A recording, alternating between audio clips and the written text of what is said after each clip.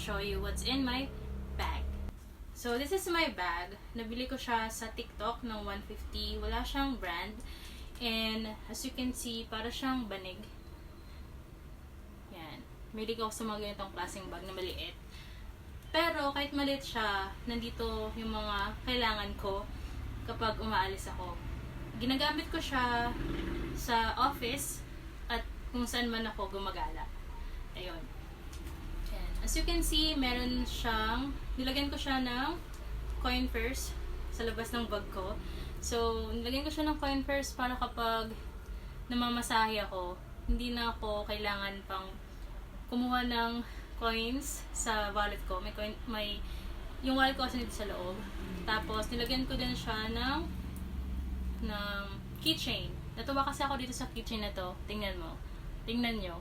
Meron siyang maliit na gitara at saka may initial ko na M. Bigay ito sa akin ng TL ko. Kaya, try ko siya dito. Nakitan kasi ako.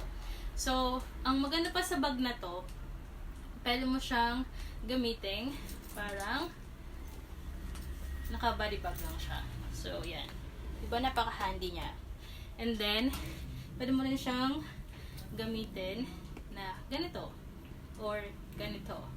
Kung mahilig kang mag-bag ng ganito, nakaganyan ka, ayan, pwede mo siyang gawin ganyan.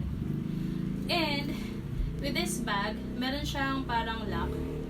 And matagal na rin kasi itong bag na to. So, kaya siguro, medyo nag-tarnish na yung kulay nito. Ayan. Hindi ko alam kung anong tawag dito sa ganitong klaseng lock. Pero meron siyang ganito. So, kailangan mo lang siyang pihitin na pag ganyan. Basta, ganyan siya. Tapos, para mabuksan mo siya ng ganito. Tapos, here, meron siyang isang zipper lang. Wala siyang zipper sa loob. Isang zipper lang talaga siya. So, syempre, minsan nagmamadali ako. Napalakas ko yung pagbukas ng zipper. So, nasira ko siya. So, since, resourceful tayo, nilagyan ko siya ng ganito. Yung sa keychain, ayan, para hindi ako mahirapang magbukas. So, ito. So, ipapakita ko na kung ano yung laman ng bag ko. So, sa bag ko, meron lang naman siyang, konti lang naman ang laman nito. Meron siyang, first, nandito yung toothbrush ko, lipstick ko, papakita ko, wait lang, malabas ko. So, ang laman nito, first, toothbrush. Tapos, meron din siyang suklay. Ito, suklay ko. And then, nilagay ko din dito yung yung ballpen ko para hindi ako mahirapang kunin sa bag ko kapag kailangan ko siyang gamitin. Dalawang ballpen. Naglalagay talaga ako ng ballpen sa bag ko para in case na kailanganin ko, hindi ako manghiram or maghahanap pa ng ballpen. So, ayan. Ito. And then, meron akong lipstick. Actually, yung lipstick ko, 3 siya. Kasi, yung friend ko, one time, nag-usap kami. Tapos sabi niya, kailangan daw, kapag babae ka, kailangan daw, meron kang 3 lipstick. So, ako naman, syempre, gusto ko rin maglagay ng 3 lipstick sa bag ko. So, meron akong 3 lipstick. Yung una is color nude. Hindi ko alam kung nakikita niyo siya. So, yan. Color nude siya. And then, ang init. Hindi ko kasi binuksan yung electric fan, kaya mainit. And then, the other one, ito, color peach. Ito yung gamit ko ngayon. Hindi ko alam kung nakikita niyo siya. So, ayan. Ito yung kulay niya. Kabibili ko lang nito kasi naubos na siya nung nakaraan. So, nabili ko ito siya sa Watson. And nakasale siya. Yung original price nito, it's 225. Pero nabili ko lang siya ng 99 pesos. So, ayan. Ito yun. Peach. Tatak nito, Everbelena. Ito, nakalimutan ko kung anong tatak nito eh. Pero, yeah, maganda to. Nude. And then, other one, itong red.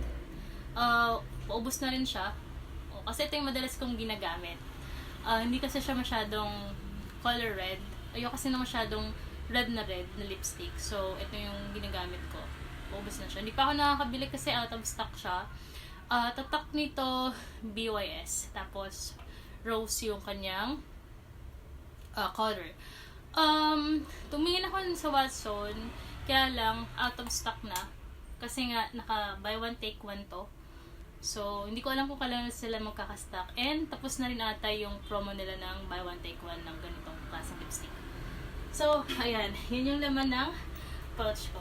And then the next one is meron din ako ditong sanitary napkin. So meron lang ako, nagdadala lang talaga ako nito para in case na magkaroon tayo. So handa tayo. Ayan. And then meron din ako, syempre meron din akong wallet. So yung wallet ko maliit lang din.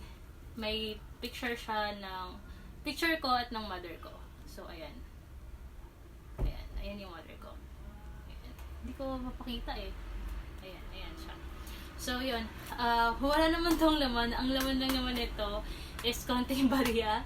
Kasi hindi naman ako namamasahe madalas kapag pumapasok sa office. Walking distance lang kasi siya. So minsan naglalakad ako, papasok at saka pauwi. And gumagastos lang ako bibili lang ako ng rice. Kasi kapag may food ako galing sa mother ko, yun yung binabaon ko. And yun, ininit ko na lang dun sa office, tapos tumibili na lang ako ng rice. Or minsan, umorder ako sa mga katrabaho ko. Kasi yung mga katrabaho ko, nagtitinda sila ng food, and then ang bayad sa payout pa. So, hindi ako masyadong nagumagastos talaga. Ayun, ito yun. Ito yung bag ko. Bigay din to sa akin ng mother ko. So, yan. And then, the next one is this. Maliit na coin purse din. Hindi coins ang laman nito. Ang laman nito yung mga mga cards ng SM, Mercury Drug, tsaka ng Time Zone. Kasi kapag nasa mall ako, tapos naiinip ako, pumupunta ako sa Time Zone. Doon ako tumatambay. Nagbi-video ako doon. Hindi naman ako singer, pero yan, hilig lang talaga ako kanta. So, yan. Iloloadan ko siya minsan ng 150. Yun lang. Tama na sa akin yun. Satisfy na ako dun sa makakanta ko sa halagang yun. So, yan. And then, ang laman din nito, ang coin first ko, is meron din akong picture. 1x1 saka 2x2. Wala lang, nagdadala lang talaga ako nito in case lang na kailanganin ko. And then, meron din ako ditong gamot, Advil. Kasi kapag sumasakit yung ngipin ko, ito lang talaga yung gamot na tumatalab sa akin. Other than this, hindi siya tumatalab. So, ayun lang. Yun lang naman.